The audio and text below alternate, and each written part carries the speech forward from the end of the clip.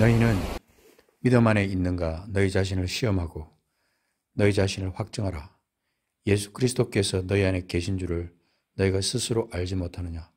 그렇지 않으면 너희는 버림받은 자니라. 그런 생각이 들어요. 한번 얻은 생명, 우리가 얻은 이 생명이 우리를 완전히 살렸어요. 완전히 살려서 우리는 사실 지옥을 갈 수도 없습니다. 우리는 예수님 때문에. 생명으로 새롭게 거듭난 우리는 지금 이미 천국에 들어가 있는 사람들이기 때문에 언제 이 땅을 떠나도 아무 문제가 없어요. 이게 신비입니다. 그런 신비함 속에 우리가 살고 있다는 것을 늘 생각하면서 오늘 우리가 말씀을 같이 보기를 원합니다. 히브리서 말씀 봅니다. 히브리서 말씀은 저 뒤에 있습니다. 한참 뒤에 가서 보시면 개역 개정은 353페이지 있는데 세번역 성경은 몇 페이지인지 잘 모르겠어요. 근데 저 뒤에 가서 보시면 야고보서 앞에 저 뒷부분에 보면 히브리서가 있습니다. 히브리 사람들을 향한 그 히브리서를 기록한 기자, 바울이라고 우리는 정설로 생각합니다만, 어쨌든 이 기자가 이 말씀을 쓸 때 아주 특별한 기록을 하고 있습니다. 이 말씀을 시작하면서 히브리서의 아주 비밀스러운, 정말 히브리서만 가지고 있는 독특한 메시지가 있어요. 히브리서는. 그래서 다른 성경에서는 볼 수 없는 아주 생명력, 그것이 이 히브리서에서 느껴질 수 있다는 겁니다. 그게 말씀이에요. 자, 1절부터 3절까지 한번 봅니다. 자, 옛적의 선지자들을 통하여 여러 부분과 여러 모양으로 우리 조상들에게 말씀하신 하나님이. 자, 여기 1절부터 잠깐 보면요. 우리 조상들에게 말씀하신 하나님, 여기서 말하는 우리 조상들은 히브리 사람들이기는 맞아요. 히브리 사람이긴 한데 결국 그 우리 열방을 향한 하나님의 그 뜻이 이스라엘과 열방 가운데 동시에 우리 가운데 있는 거거든요. 그래서 선지자들을 통하여 옛적에 여러 부분과 여러 모양으로 우리 조상들에게 예언하시고 말씀하셨어요. 그 하나님, 그럽니다. 그것은 하나님의 뜻이 옛날부터 창조 이후부터 하나님이 계속 우리에게 하나님의 큰 뜻을 계속 나타내 보이신 거예요. 그게 뭡니까? 구원의 계획이에요. 하나님의 구원의 계획. 범죄한 인간들을 향해서 하나님께서 계속 내가 너희들을 살리겠다. 너희들을 회복하겠다. 너희들을 죄로부터 완전히 분리시켜 놓겠다라고 하는 하나님의 그 뜻이 계속 여러 부분과 여러 모양으로 선지자들을 통하여 우리 조상들에게 말씀하셨다. 그 결과 우리가 이 말씀을 받은 겁니다. 지금 우리가 보고 있는 이 말씀이 그 하나님의 역사 가운데서 우리에게 나타난 거예요. 그래서 이게 이제 히브리서 1장이잖아요. 아까 우리 같이 읽었던 2월의 세길 말씀, 히브리서 4장에 가서 보면 하나님의 말씀은 살아있고 활력이 있어. 그렇게 말하잖아요. 하나님께서 예언하시고 하나님이 약속하신 그 모든 것은요, 우리를 살리기 위한 목적이 거기에 있는 겁니다.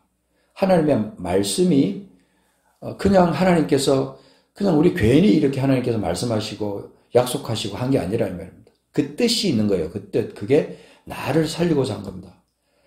아무리 우리가 배우지 못하고 아무리 가진 것이 없고 나이가 들고 어떤 인간적인 조건 그거 다 넘어서도록 하나님은 신비하게 우리 심령에 우리에게 여러 방법으로 말씀해 주셨어요.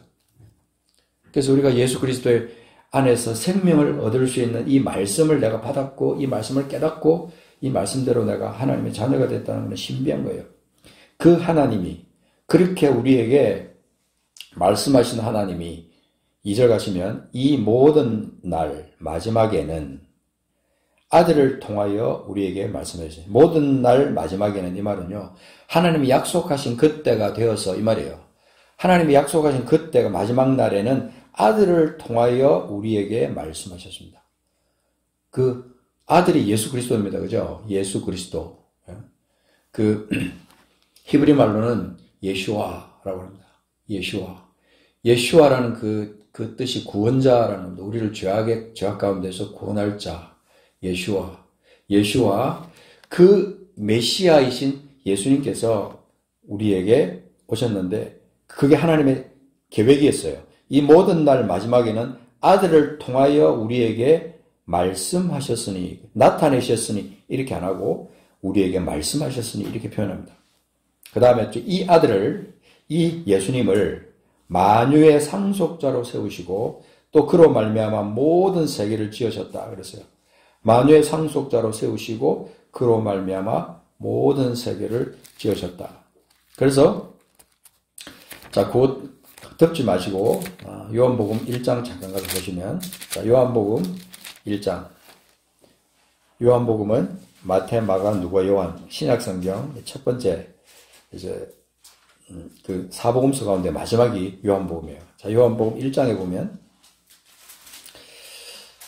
우리가 이 하나님께서 우리에게 이 말씀으로 우리에게 오셨다는 것은 신비 중의 신비인데, 말씀은 그냥 이렇게 우리가 흔히 생각할 때는 말을 하는 것이라 이러는데, 말씀이 우리에게 오셨다라고 하는 것은 하나님의 약속이 인간의 몸을 입고 우리에게 나타나셨다는 뜻이에요. 1절 보시면 1장 1절 같이 읽어보겠습니다. 태초에 말씀이 계시니라. 이 말씀이 하나님과 함께 계셨으니 이 말씀은 곧 하나님이시니라. 2절 그가 태초에 하나님과 함께 계셨고, 3절 만물이 그로 말미암아 지은 바 되었으니 이 지은 것이 하나도 그가 없이는 된 것이 없느니라 그랬습니다. 이 말씀, 그 말씀이 육신을 입고 우리 가운데 오신 거예요. 말씀이. 그러니까 신비죠. 정말 신비해요. 그 말씀을 내가 받았습니다. 그 말씀을 내 생명의 구주로 영접하고 그 말씀을 받아서 하나님의 자녀가 된 거예요. 그래서 쭉 내려가서 11절 12절 보면 자기 땅에 오매 자기 백성이 영접치 아니했지만, 12절 영접하는 자 곧 그 이름을 믿는 자들에게는 하나님의 자녀가 되는 권세를 주셨으니, 13절 이는 혈통으로나 육정으로나 사람의 뜻으로 나지 아니하고 오직 하나님께로부터 난 자들이다. 사람의 생각과 사람의 어떤 것으로는 이해가 안 되는 것이 이 예수님을 영접하고 하나님의 자녀가 되는 거예요. 하나님의 자녀. 하나님의 자녀가 됐다는 이것만 해도 우리는 모든 걸 다 잃어도요, 괜찮을 만큼 우리는 엄청난 것을 가진 겁니다. 그것이 말씀으로 이 땅에 오신 예수 그리스도, 그걸 말하는 거예요. 말씀으로 이 땅에 오셔서 우리에게 뭐 한 가지를 분명히 주신 것이 있는데, 그게 이제 그 4절에 보면 뭐라 그랬습니까? 그 안에 뭐가 있었습니까? 생명이 있었으니 이 생명은 사람들의 빛이라 그랬습니다. 이 생명은 우리 그리스도인들에게 있어서는 너무 소중한 핵과 같은 그런 겁니다. 생명. 우리가 죽었다 그러면 생명이 없다, 생명이 떠났다 이렇게 보통 말하잖아요. 근데 우리에게 생명이 있다는 것은 죽음과는 상관없는 영원한 어떤 그 나라에 들어갈 수 있는 특권을 가진 그런 상태가 되었다 이 말입니다. 생명을 가지고 있다는 것은 그만큼 중요한 거예요. 그래서 저는 가끔 이렇게 믿는다고 말하는 사람에게 그렇게 질문해 볼 때가 있어요. 저는 교회 다닙니다. 저는 집사입니다. 이렇게 말하는 분에게도 저는 그렇게 질문할 때가 있습니다. 혹시 예수님의 생명이 선생님 안에 있으십니까? 이렇게 물어봐요. 생뚱맞은 그 질문 같기 때문에 굉장히 좀 당황하는 모습을 볼 때도 있는데, 당신, 예수님의 생명이 당신 안에 있습니까?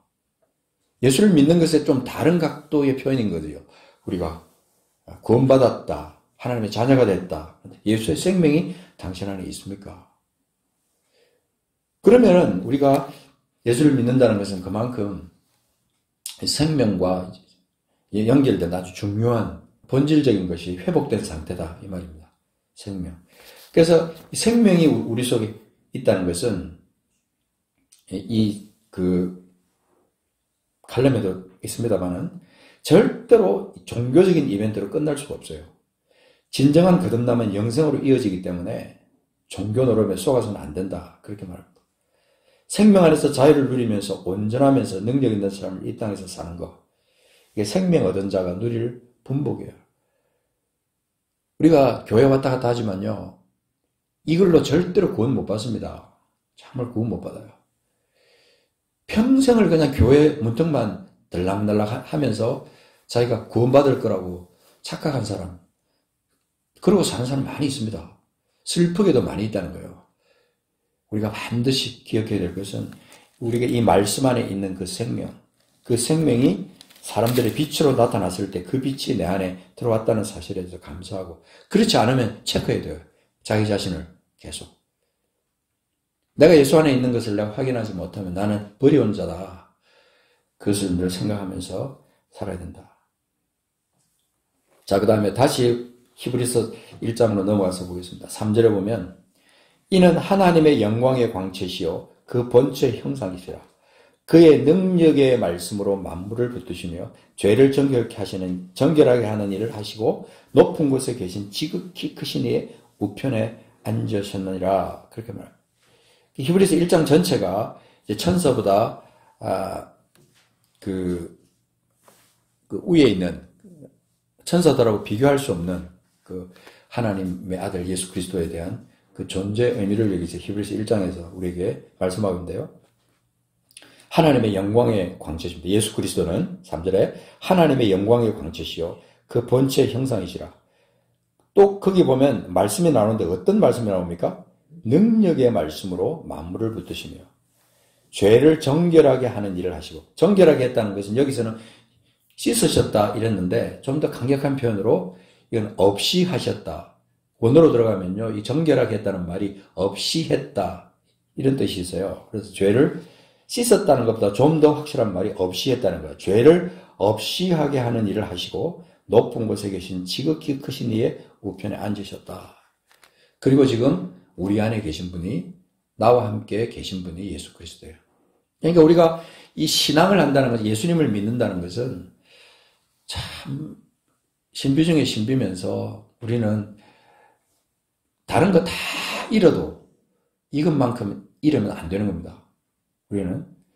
근데 우리는 이것을 생명같이 정말 너무 놀라웠게도 내 것으로, 이 믿음을 내 것으로 가지고 살아가는 겁니다. 너무 감사하죠. 그래서 아까 우리 불렀던 찬양에 예수를 나의 구주 삼고 성령과 피로서 거듭나니 이 세상에서 내 영혼이 하늘의 영광을 누린다. 하늘의 영광 누린다는 거, 이거 여러분, 이게 그냥 말로 됩니까? 하늘의 영광을 내가 누리면서 살아간다. 이게 믿는 자가 정말 그렇게 선포할 수 있는 그런 최고의 상태 아닙니까? 하늘의 영광을 누린다. 우리가 이 땅을 살아가면서 평안을 누리는 많은 요인들이 있습니다만 그 중에 대표적인 것이 내 육신이 편안하기 때문에, 또 내가 가진 것이 좀 있기 때문에, 내가 뭔가 이렇게 보니까 내가 오래오래 살아도 될 만큼 내가 편안하게 많은 것을 내가 가지고 있다. 그래서 평안을 누릴 경우가 많거든요. 근데 우리 믿는 자는 그렇게 살면 안 됩니다. 우리 믿는 사람들은, 예수 안에 있는 사람들은 어떻게 살아야 됩니까? 이 하나님의 영광, 하늘의 영광을 바라보고 그 영광을 누리는 삶을 사는 거예요. 그게 우리의 소원이 되어야 됩니다. 소원. 우리의 소원. 우리가 믿는 자가 간절히 바라는 그 소원이 바로, 하나님, 내가 이 하늘, 이 땅에서, 이 세상에서 내 영혼이 하늘의 영광을 누리는 상태가 되기를 원합니다.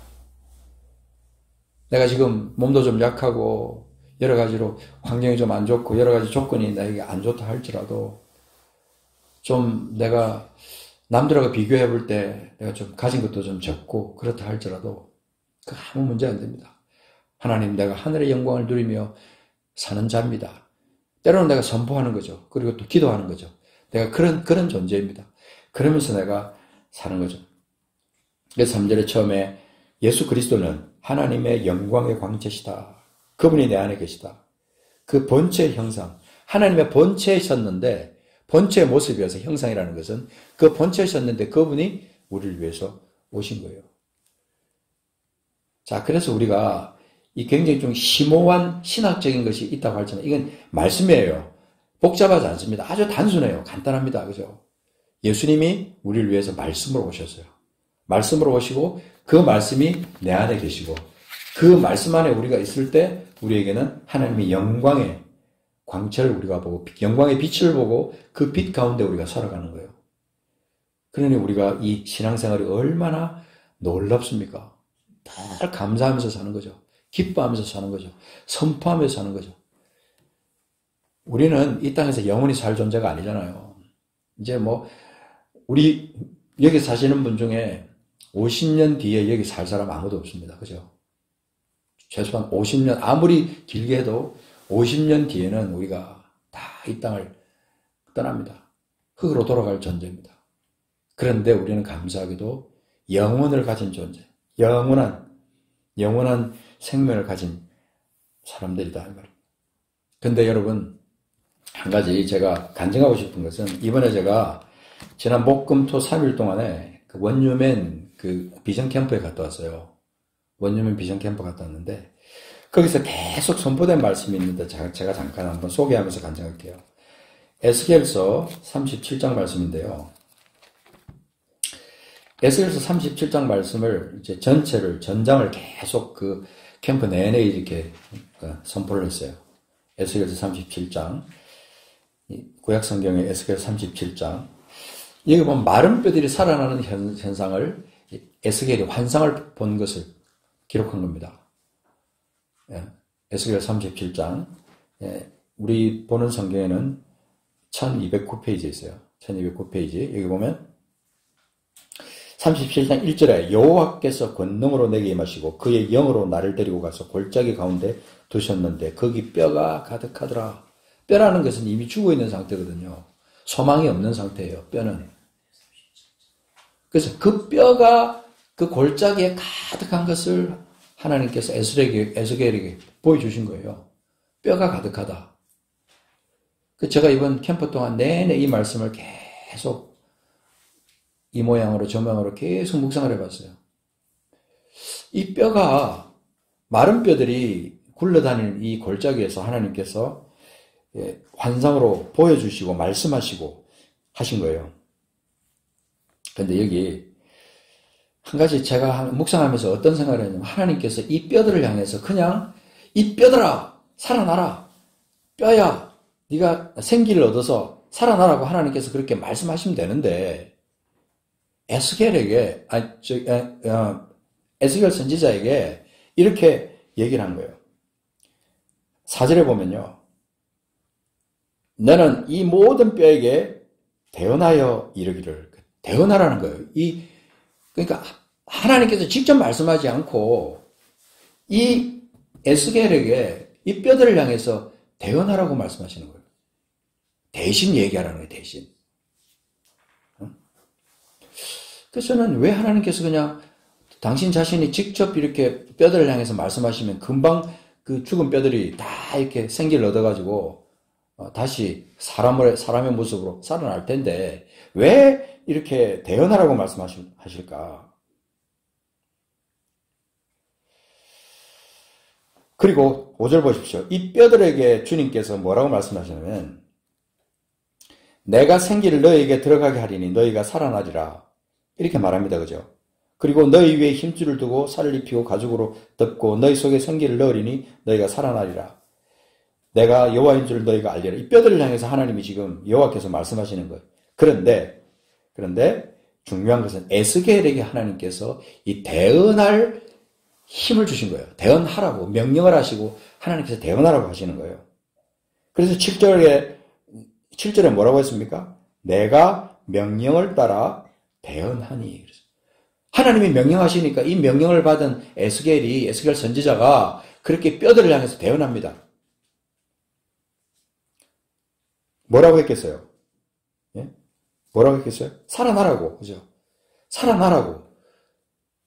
그렇게 얘기를 하는 거예요. 생기를 향해서 생기가 그 속에 들어가라고. 그렇게 얘기를 하는 거예요. 그렇게 대언을 하는 거예요. 그러니까 명령을 하니까 어떻게 했습니까? 소리가 나고 움직이며 이 뼈 저 뼈가 들어맞아 뼈들이 서로 연결되었더라.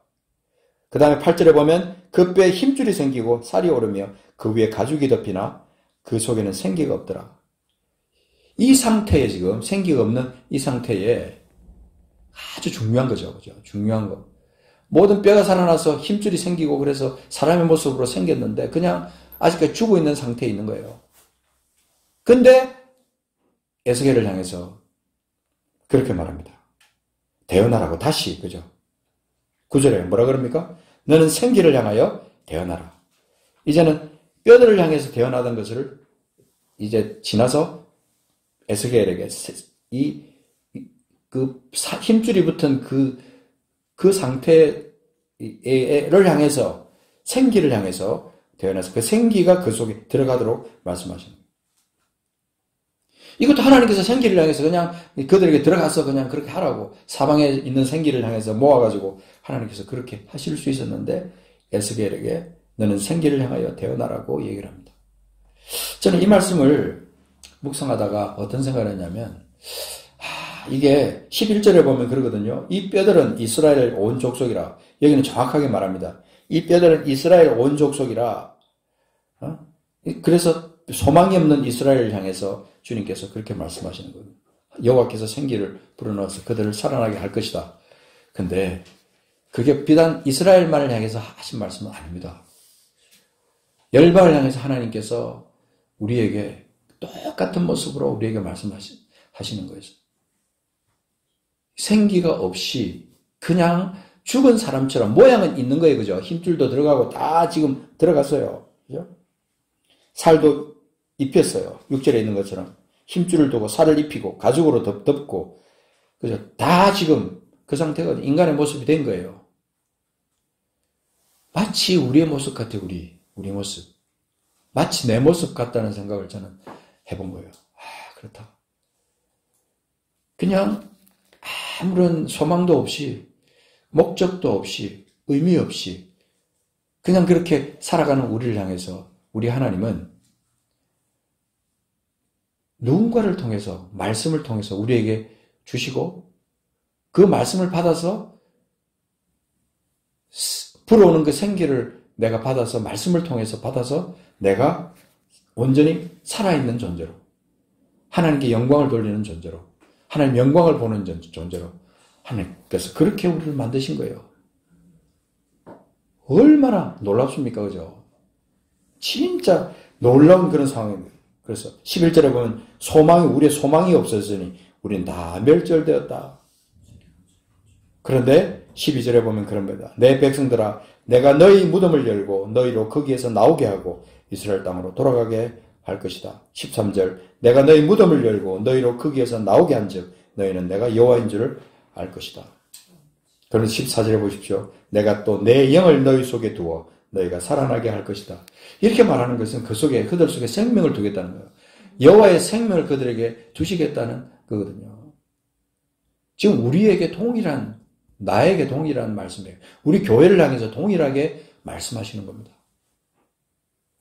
그저 의미 없이 목적 없이 그냥 그렇게 죽어 있는 사람처럼 그렇게 살아있는 향해서 히브리서 1장 2절에 있는 것처럼 마지막 날에는 아들을 통하여 우리에게 말씀하셔서 이 세상을 지으시고 그 다음에 만물 가운데 우리를 죄를 정결하게 하는 일을 하신 그 예수 그리스도 그분의 역사가 우리 가운데 있다는 거예요.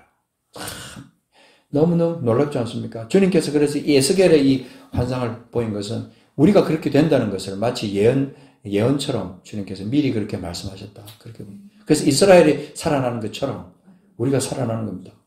이스라엘이 회복되고 지금 하나님의 영광을 위해서 그렇게 지금 다시 예수님 오실 때까지 그렇게 살아나고 있는 것처럼 우리 모든 성도들을 향해서 동일한 약속을 우리에게 하고 계시는 거예요. 그래서 오늘 우리가 이 말씀들을 우리가 생각할 때요.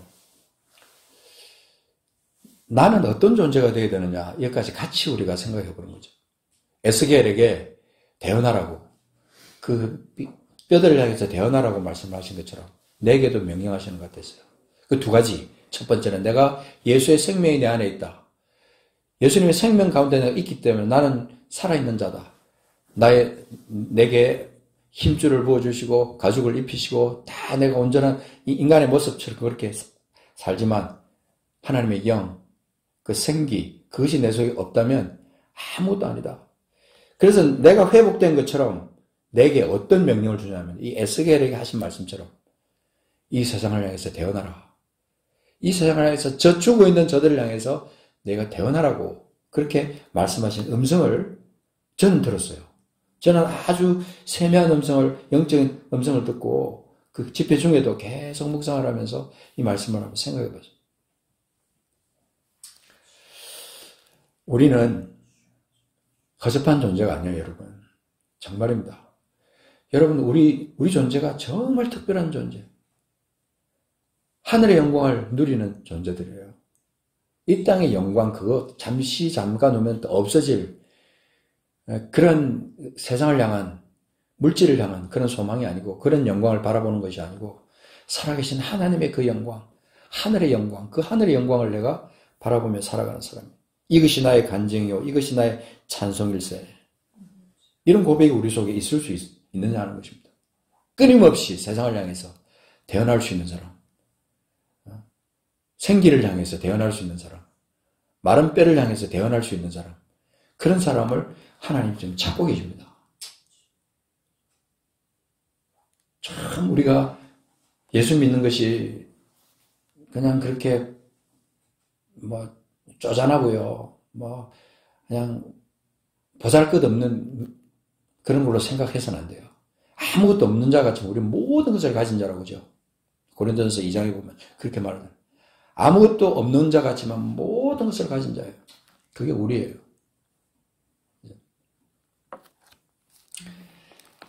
자, 마지막으로 시간 같지만 고린도전서 2장 말씀 보고 이제 말씀을 정리하겠습니다. 자, 성경을 자꾸 찾으셔야 되는 것은 이 말씀이 우리에게 너무 소중하기 때문에 자꾸 찾아야 그게 또 기억이 돼요. 기억이.